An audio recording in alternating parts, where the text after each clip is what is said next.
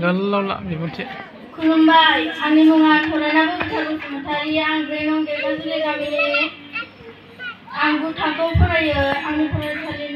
biulam borogogo pharasalि ang khamdanganai jebon mojang mondong आरो आं सारनि फोरोंनायखौबो मोजांखौनो मोनदों उन समाव आङो गामियाव बेसेबां हायो एसेबांनो हेफाजाब होलांनो नाजागोन आरो बेखौ गोजौ थाखोसिम सोलोंनो थाखाय गोसो दंना गैया दङ आं बेखौ फरायनायजों लोगोसे लांफागोन बेहाय गोसो जानानै सोलोंफैदों ना आइ आफामोना जर जबस्ति थिनहरनायाव फैदों आं गोसो जानानै सोलोंफैदों साबायखर थाबाय उननि समाव फरायनायजों लोगोसे सोलोंलांबाय थागोनखौ जों मिजिंथिबाय गावनि रोंगौथिखौ एसे दामना देखायलांदो दे मा आयदाखौ दामगोन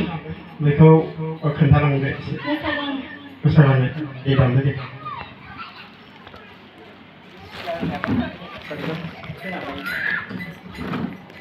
खालामबाय एसे बोगोन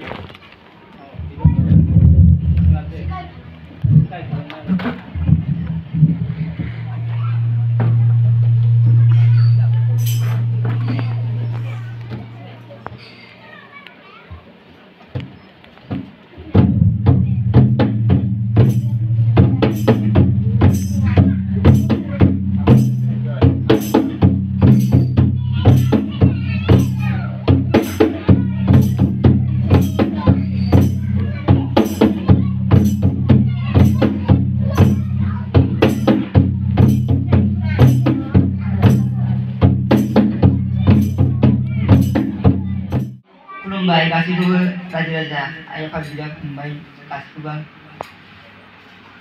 खुलुमग्रोबाय आंनि मुङा मुस्रि पद्मधर बसुमतारी आं लाइफांपारा गामिनिफ्राय फैदों आं खाम आयदाखौ सोलोंनानै जोबोद मोजां मोनदों आरो साराबो आं रोङिखौ फोरोंलांबाय थादों हायिखौ मोजाङै मोजां फोरोंलांबाय थादों आरो दरनै गामिनि लोगोफोराबो आंखौ मोजाङै हेफाजाब होदों आं मुरिलागा गोजौ फरायसालियाव फरायो साबायखर थाबाय दे एबार नोङो गिबियाव बेयाव सोलोंजेननायमोन गिबियाव आङो माइनावसो सोलोंदों सारमोनजोंनो सोलोंदों ओमफ्राय दा मोनबेसे आयदाखौ हाखो हानायाथ' 12 जाबाय आं 12 साबायखर जोबोद साबायखर माइनावखौ एसे रोंखायोमोन आरोना दा बेबायदि समाव बेसेबां बैसोआव 12टा आयदाखौ रोंबायबा आरो उननि समाव गोबां माने रोंसारफैगोन दा जोङो मिजिंथिबाय रोंनानै गोबां गामिफोराव मदद होगोन गाव सोलोंनायजों लोगोसे नांथाब नाजालांबाय थागोन बेखिनिखौ आसा खालामबाय दायो दामगोन खोन्थादो दे बारदै सिख्ला दे एसे दामनो खोन्थानांगोन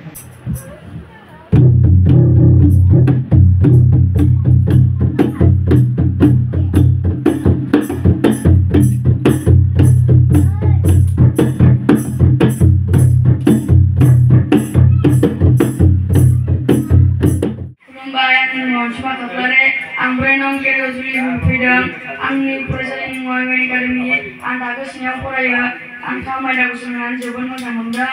सारनि अननायजोंनो मोजाङै हाबाय दा इयुनाव बेखौ माबायदि लांबाय थागोन फरायनायजों लोगोसे सोलोंलांबाय थानो गोसो गैया दंना सोलोंलांबाय थागोन आरो गामिफ्राव मदद होनो गोसो दंना गैया दङना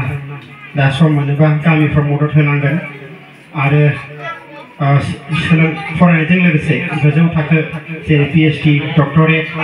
क'क्राझाराव दं होनना खोन्थाखाबाय सारा नङा होमबा इउनिभार्सिटि दं बेनिबो खेरा आयदानि दा बेखौ सोलोंलांबाय थागोन आसा खालामबाय